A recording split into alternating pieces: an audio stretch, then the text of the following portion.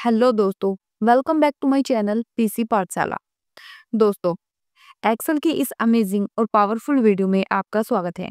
आज हम सीखने वाले हैं कि बैंक लोन का डेटा एक्सेल में कैसे मैनेज किया जाता है।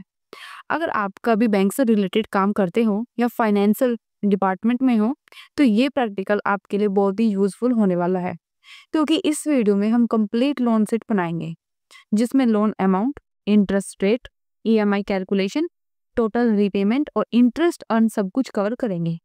स्क्रीन पर आप डेमो देख सकते हो, जिसमें client name, loan type, loan amount, interest rate, duration, EMI, total amount और इंटरेस्ट, इन सब का कैलकुलेशन है। और ये सारे पॉइंट्स हम इस वीडियो में बिल्कुल स्टेप बाय स्टेप बताएंगे। तो बिना किसी देरी के वीडियो को स्टार्ट करते हैं। तो चलिए शुरू करते हैं। सबसे पहले हम एक्सेल शीट में उतने ही कॉलम्स ऐड करेंगे जितनी इंफॉर्मेशन हमें स्टोर करनी है। मैं यहाँ पर कॉलम ए में लिख लेती हूँ सीरियल नंबर। इस तरह से मैंने आपको एक्सेल की सेकंड क्लास में बताया था कि हम यहाँ पर किस तरह से नंबर की सीरीज यहाँ पर बना सकते हैं। आपको यहाँ पर जाना है और माउस की मदद से इसको ऐसे ड्रैग कर देना है, इस तरह से। इसके बाद हम नेक्स्ट कॉलम में जाएंगे, कॉलम बी में। यहाँ पर हम लिखेंगे क्लाइंट नेम। ये वो कस्टमर होते हैं जिसको लोन दिया जा रहा है। जैसे मैं यहाँ पर कोई भी नाम दे देती हूँ, इस तरह से। मैंने यहाँ पर नाम ले लिया, मैं को नाम ले लेती हूँ, इस तरह से। जो भी आपके पास रियल डेटा हो वो आप यहाँ पर वो फिल कर सकते हो। इसके बाद हम नेक्स्ट कॉलम में जाएंगे, कॉलम सी में। यहाँ पर हम लिखेंगे लोन टाइप। लोन टाइप का मतलब होता है कि क्लाइंट को किस टाइप का लोन मिल रहा है। Personal loan, car loan, home loan, education loan, यहाँ पर काफी सारे लोन्स होते हैं। यहाँ डेमोन्स्ट्रेशन के लिए मैं पर्सनल लोन ले लेती हूँ।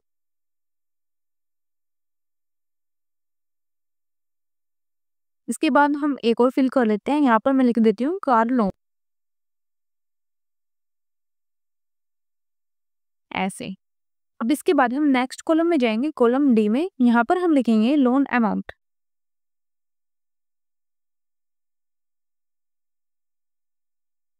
लोन अमाउंट से मतलब है कि क्लाइंट ने कितना लोन लिया है।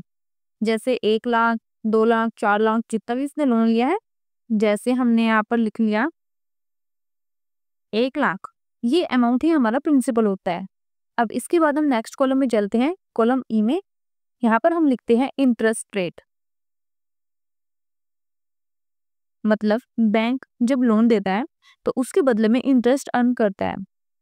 जैसे मैं यहाँ पर लिख लेती हूँ 11%। उसके बाद हम कार लोन में लिख लेते हैं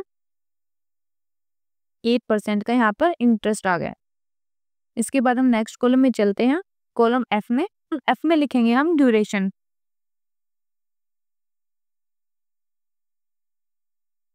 इसका मतलब है कि कस्टमर लोन कितने साल के लिए ले रहा है। जैसे मैं यहाँ पर लिख लेती हूँ 2 साल और यहाँ पर 5 साल, इस तरह से। और ये वैल्यू ईयर्स में होती है और ईएमआई हमेशा मंथली होती है। अब इसके बाद हम नेक्स्ट कॉलम पर आ जाते हैं, जी पर, जहां पर हम लिखेंगे ईएमआई। पहले हम पूरा डेटा फिल कर लेते हैं, इन सब के बारे में हम आपको बाद में बताएंगे। टोटल अमाउंट, यहाँ पर हम लिखेंगे इंटरेस्ट, इस तरह से। अब पहले हम इस पूरे डेटा को फिल कर लेते हैं, उसके बाद हम आपको ईएमआई, टोटल अमाउंट और इंटरेस्ट, यहाँ पर क्या क्या फॉर्मूला यूज होंगे, किस तरह से हम इसको कर सकते हैं, ये मैं आपको बताऊंगी। ये देखिए दोस्तों, मैंने यहाँ पर पूरा डेटा फिल कर लिया है। अब मैं आपको इस पर अच्छे से फॉर्मेटिंग करके दिखाती हूँ। सबसे पहले हम यहाँ पर इनको एडजस्ट कर लेंगे। मैंने आपको बताया था कि यहाँ पर डबल क्लिक करने से अपने आप एडजस्ट हो जाएंगे, इस तरह से। आपको बस यहाँ पर डबल क्लिक कर देना है, इस तरह से। अब हम इस डेटा के चारों ओर बॉर्डर लगा देते हैं। सबसे पहले हम इसको सिलेक्ट करेंगे, इस तरह से, और यहाँ पर जाकर हम ऑल बॉर्डर कर देंगे, इस तरह से। यहाँ पर बॉर्डर आ गया है। इसके बाद हम इन हेडिंग्स को बोल्ड कर लेंगे। उसके लिए आपको यहाँ पर क्लिक करके कंट्रोल शिफ्ट लेफ्ट एरो की प्रेस करनी है। इस तरह से ये अपने आप सेलेक्ट हो जाएगा। उसके बाद हम यहाँ पर जाएंगे, हम इसको बोल्ड कर लेंगे इस तरह से, और हम इसका साइज थोड़ा बड़ा कर लेते हैं। अब हमें इस टेबल के ऊपर एक हेडिंग देनी है, तो उसके लिए हम राइट क्लिक करेंगे और यहाँ इंसर्ट करके हम इसके ऊपर एक रो इंसर्ट कर लेते हैं। हम एक और रो इंसर्ट कर लेंगे।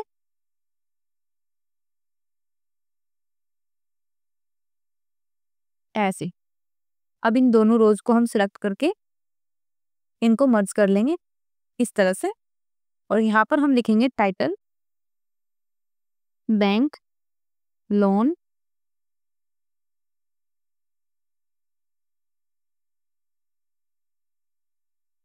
और अब हम इसको बोल्ड कर लेंगे। इसका भी साइज हम बड़ा कर लेते हैं। ऐसे हम इनको फिर से एडजस्ट कर लेते हैं। ये देखिए, अब हम यहाँ पर कलर देंगे। जैसा आपको कलर अच्छा लगे आप उस तरह से कर सकते हैं।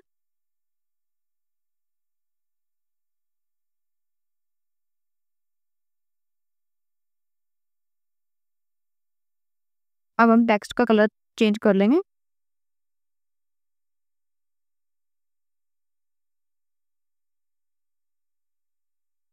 इस तरह से,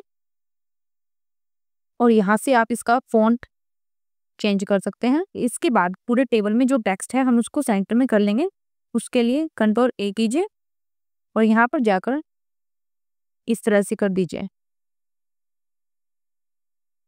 सभी कॉलम्स में जितने भी टेक्स्ट थे वो अपने आप सेंटर हो गया।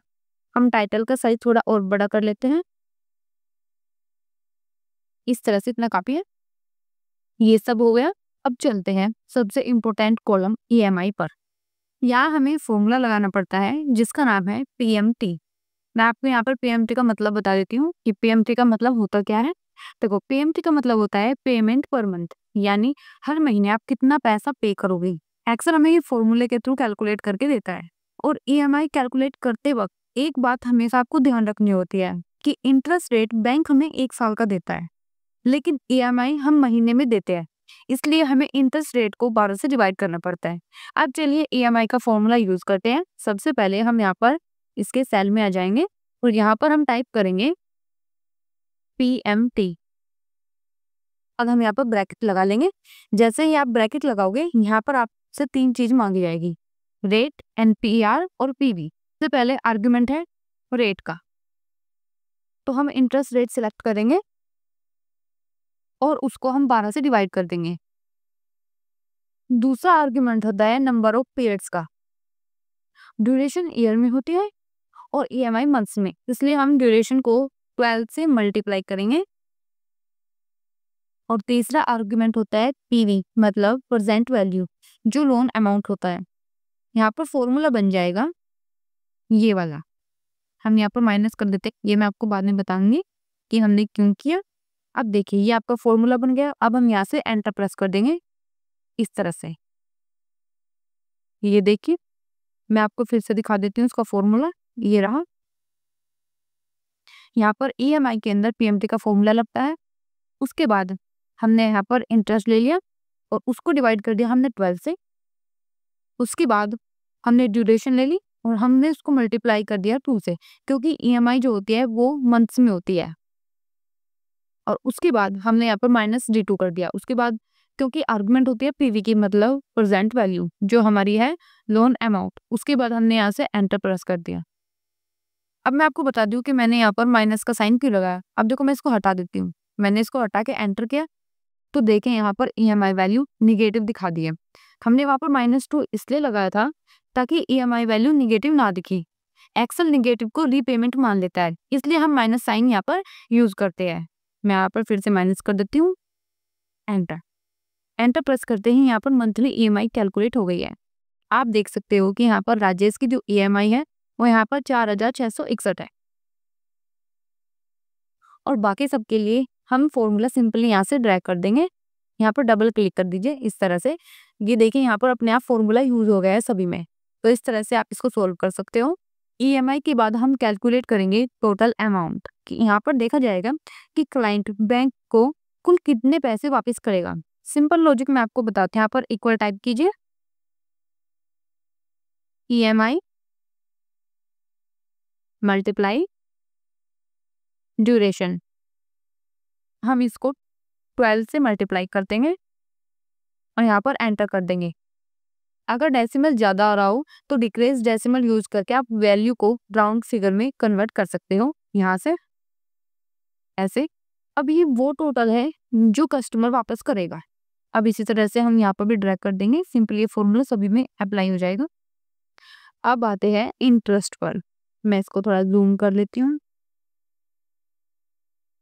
यहाँ पर हम टोटल अमाउंट से लोन अमाउंट को माइनस करेंगे। मैं यहाँ पर टाइप करती हूँ equal total amount minus loan amount, enter कर दीजिए। ये हमारा यहाँ पर इंटरेस्ट आ गया है। तो ये वो इंटरेस्ट है जो क्लाइंट ने दिया है। जैसा कि आप यहाँ पर देख रहे हो कि 1 लाख का लोन लिया था, टोटल वापस आए 1,11,859। तो इंटरेस्ट हुआ 11,859 का। अब यहाँ पर जाकर डबल क्लिक कर दीजिए इस तरह से। अब हम सेट को थोड़ा फॉर्मेट देंगे। उसके लिए हम पूरी रेंज को सिलेक्ट करेंगे, कंट्रोल A कर दीजिए। उसके बाद यहाँ से आप इसको बोल्ड कर लीजिए। अब आप यहाँ पर कलर दे सकते हैं। इसको सिलेक्ट कर लीजिए इस तरह से और यहाँ पर जाइए, इसका कलर हम रेड कर देंगे। उसके बाद यहाँ पर जाइए, इसको सिलेक्ट कीजिए और यहाँ से हम इसका कलर थोड़ा लाइट कर लेंगे इस तरह से। इसके बाद इसको सिलेक्ट कीजिए और इसका कलर भी हम थोड़ा रेड कर लेंगे। अगर आपको यहाँ पर कलर पसंद नहीं आ रहा है तो आप मोर कलर्स पे जाके यहाँ पर देख सकते हो, जैसे भी आपको कलर चाहिए।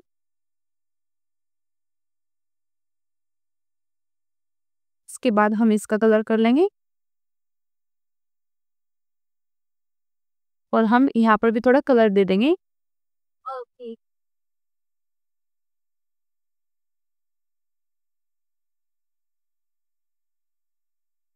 ये देखिए कितना अच्छा लुक आ गया है। तो इस तरह हमारा complete bank loan data ready हो जाता है, जिसमें EMI, टोटल रीपेमेंट और इंटरेस्ट सब ऑटोमेटिक कैलकुलेट होता है। उम्मीद है दोस्तों कि आपको ये कंप्लीट प्रैक्टिकल बिल्कुल क्लियर हो गया होगा। अगर आप फाइनेंशियल डिपार्टमेंट में काम करते हो या फिर आपको लोन रिलेटेड सीट बनाना पड़ता है तो अब आप एक्सेल में ये टास्क इजीली कर सकते हो। अगर ये वीडियो आपको पसंद आई हो तो प्लीज़ वीडियो को लाइक करें, चैनल को सब्सक्राइब करें और कमेंट करके ज़रूर बताएं। तो अब मैं मिलूंगी आपसे नेक्स्ट एक्सेल ट्यूटोरियल में। तब तक के लिए धन्यवाद।